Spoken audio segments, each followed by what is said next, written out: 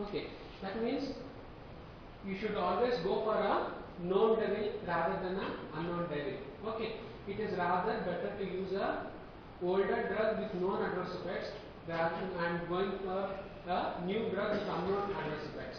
Okay, so most of the doctors or the older doctors, they prefer to use a oral digoxin. The tablet costs maybe just 15 rupees per tablet strip. Okay, so it is cheaper, known drug, and it was used commonly.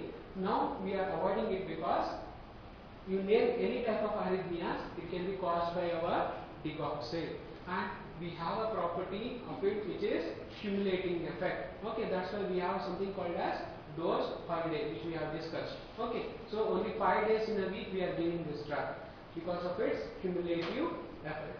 So we need to maintain this plasma levels of 2 to 0.5 to 2 nanograms. Okay, that will be taken when the patient is on chronically, maybe 3 years, 5 years, or lifelong treatment. Person, some people will be on. So if there is toxicity and the patient has forgot to leave the dose holiday, then the person has taken continuously, there will be digoxin toxicity. Then how do we treat that? Charcoal, if there is more digoxin tablet.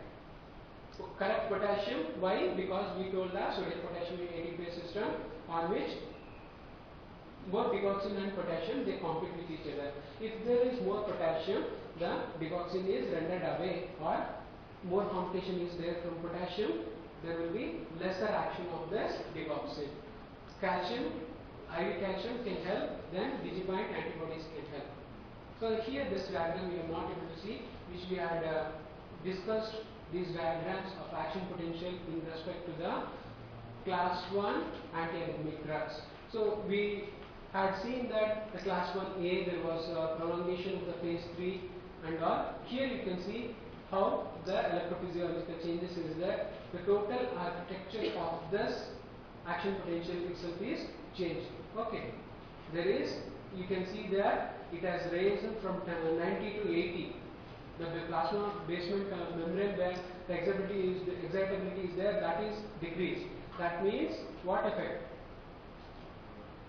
Modifying the excitability, what effect we told?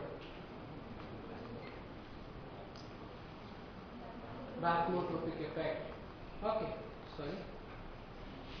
Then there are oral preparations and intravenous preparations also.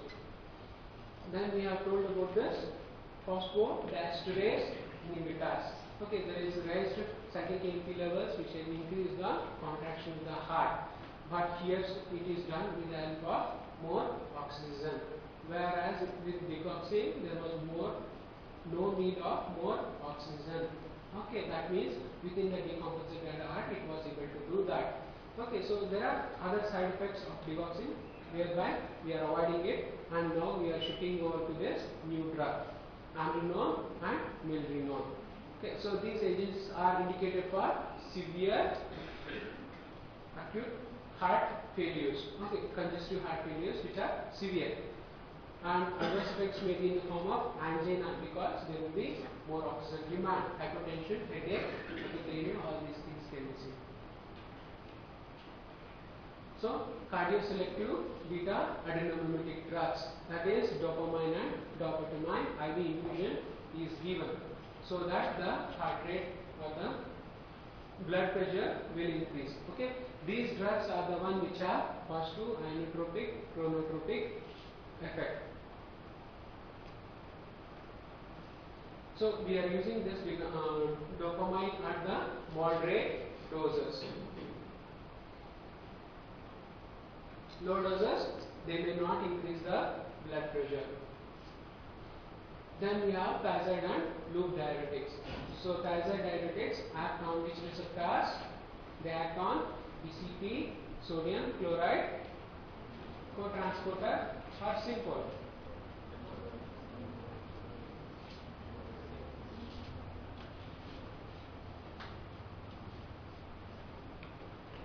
Where do you use the term cotransporters or synpol? What is synpol? With ORS we use synpol. Do we use this term symphotic ORS? Yes. For what? Sodium and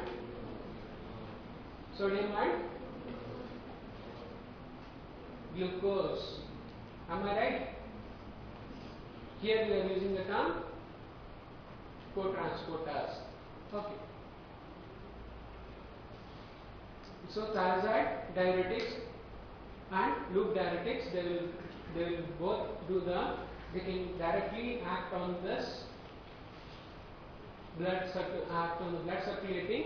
They can decrease both preload and afterload. More so, we are immediate effect will be the decrease in the afterload. So, and one more is congestion. Okay, congestion of the lungs, that will be relieved. So the dyspnea will decrease. Symptomatic relief can be found with our loop diuretics and thiazide diuretics. So this diagram is representing about which group? Loop diuretics. Okay, so thick ascending loop diuretics. Then we have thiazides. Okay. Do you remember how they act once the sodium chloride has come?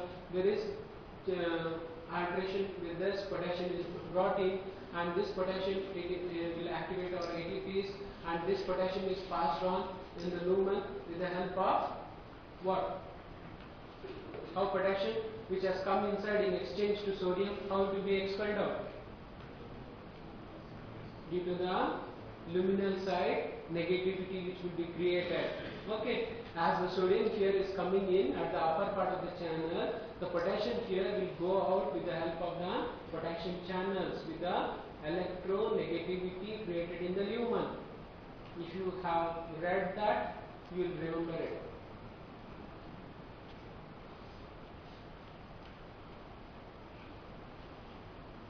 So what is this? Aldosterone, how do they act? How does the aldosterone act? It is a mineralocorticoid destined to save salt and water. How do they act?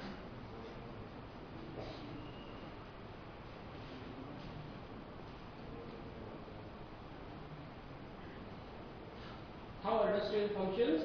It produces aldosterone-induced peptides. Aldosterone-induced peptides, they throw to the luminal side more and more sodium and potassium channels, so that more sodium and water is absorbed.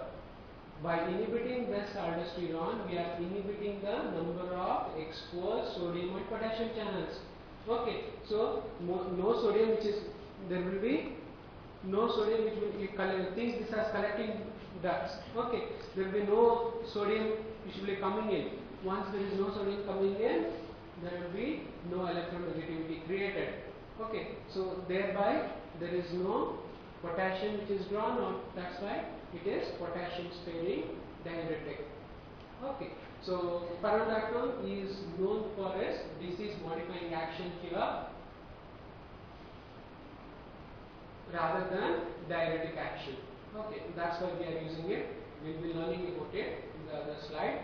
Okay, what it can save? It can save potassium, magnesium, and also has anti-arrhythmic activity. How it prevents? It prevents the myocardial fibrosis. Okay, thereby it will help in remodeling. The remodeling of the heart due to fibrosis, it will be pathological. By decreasing the fibrosis, it will increase the conductivity and contractility. AC inhibitors, they act on the renin-angiotensin system, and they prevent the what? Angiotensin 2 and its effect. Okay, two actions. Vasoconstriction is prevented, so certain water retention is also prevented. Thereby they decrease the preload also, afterload also. Okay, if you compare afterload and preload, 3 plus for afterload, 1 plus for preload. Okay, these will be the mechanisms.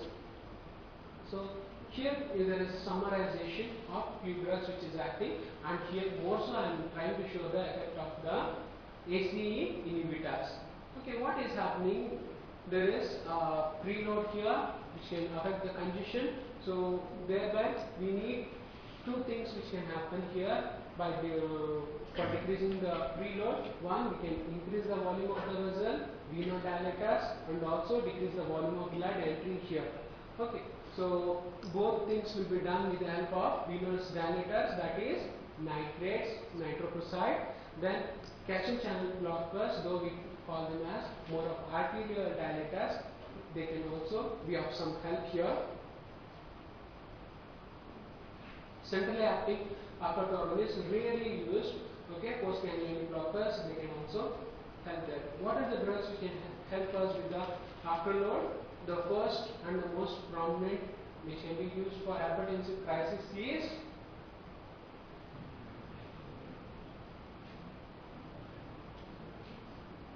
common question for 2 marks. Hypertensive crisis, drug of choice.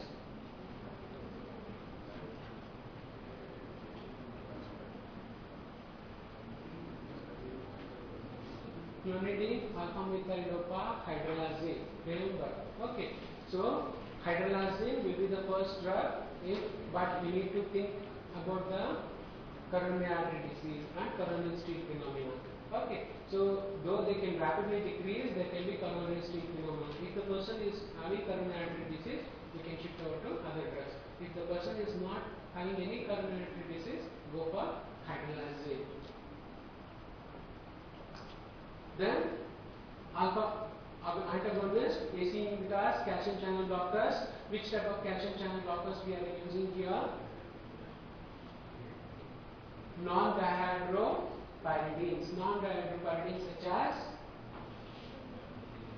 verapamil and diltiazem. Okay, so verapamil and diltiazem are the cardioselective calcium channel blockers. Can anyone tell me which is cerebroselective calcium channel blocker which can be used in migraine?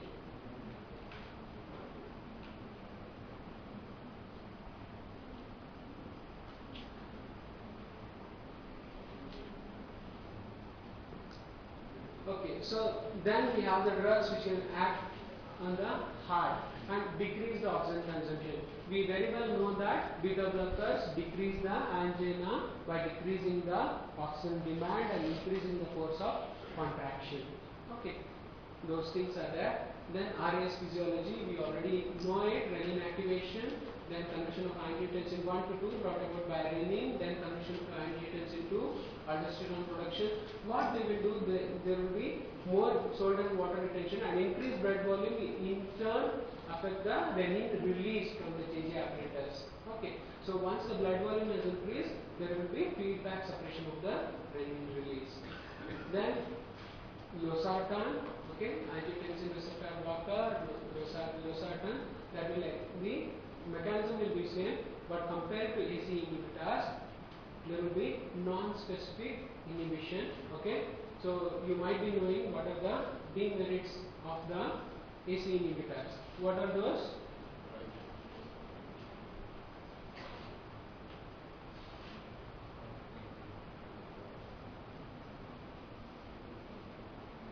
Yes, AC inhibitors, demerits.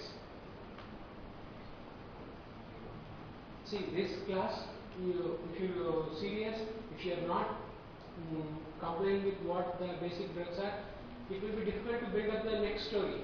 Okay, this is the second episode story, and you need the backup of first story from antihypertensives. What are those? There can be a side effect related to bradykinin, cough. Okay, all these things can be decreased with or less of such effects with losartan. Then organic nitrates, we already know what are the basic mechanism how it acts.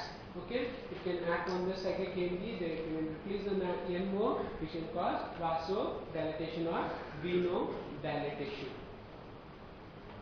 Then we have the newer class of drugs which can be helpful as cardioprotective agents. Okay, what are these cardioprotective agents? How they should protect? Either they should help in remodeling, either they should increase the ATPs, or they should decrease the fibrosis. Okay, what this drug is doing, trimetazidine, prolong the concentration to play to increase the ATP synthesis and decrease acidosis. You know how our heart functions, what is the basic food it is taking? Is it glucose based or fat based? So is there a chance of accumulation of the acids, lactic acidosis?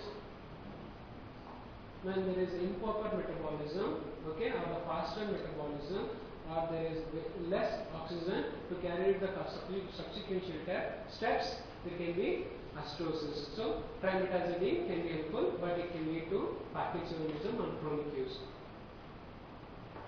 So carvedilol, a blocker of beta and alpha receptors, helps as an antioxidant, vasodilating and cardioprotective function. Carvedilol, it has cardioprotective function, thereby we are using. Other than that, the cardiac protective action based on beta blockers you can write.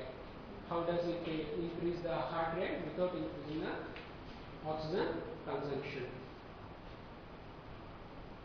So mortality levels will be decreased by 25 to 60%. Bisoprolol, again one more cardioselective beta blocker, and metoprolol, most commonly used antihypertensive now in the cardiology department is metoprolol. Okay, metoprolol, and nowadays we are using bisoprolol.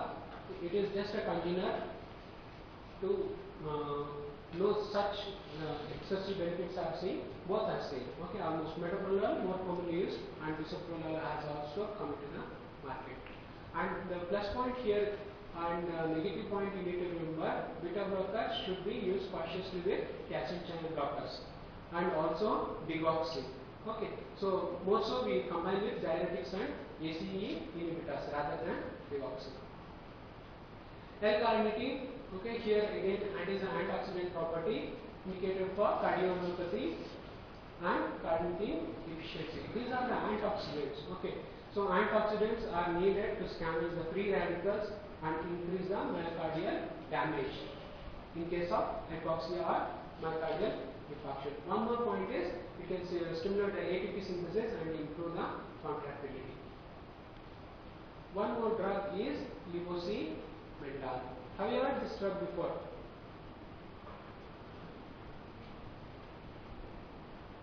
It increases the sensitivity of troponin in the heart to calcium. Okay, so when we tell about this nitrates, we tell it increase the action on the phosphorylation and dephosphorylation process by releasing nitric oxide, and there is active myosin linkages or intermingling with each other. That process will be faster, okay, by this phosphorylation and dephosphorylation reaction. And here one more drug is there which increases sensitivity of troponin to the heart. We already know that when the sarcoplasmic calcium levels are increased, the contractility will be increased. Okay, so in the similar fashion, if you can remember what happens in hypocalcemia, hypocalcemic pattern, what happens to the muscles?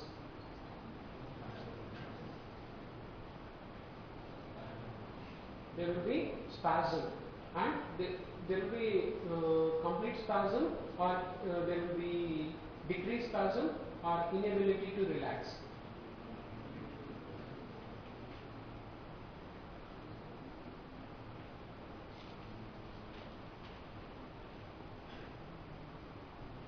Carpopedal spasm, have you heard about it? When does it occur? What has happened actually?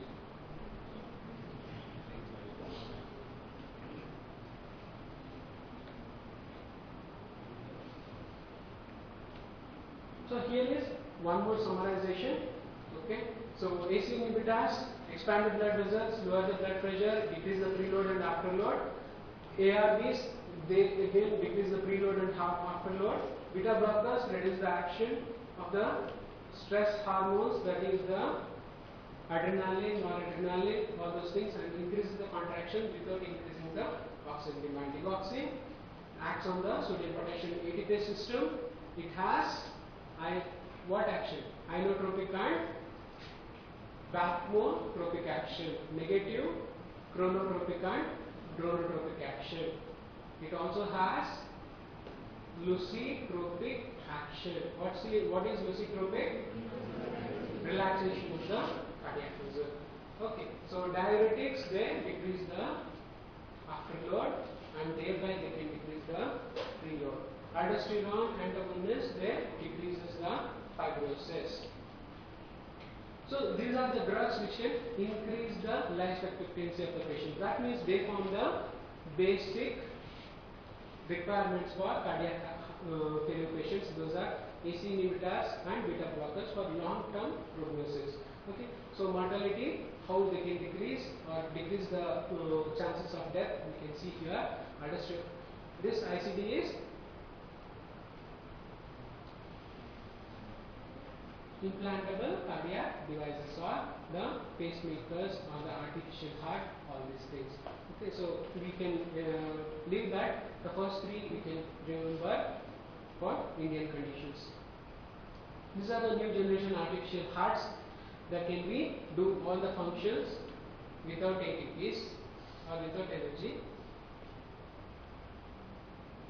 So there is no problem with free radical generation, acidosis, preload, afterload, anything.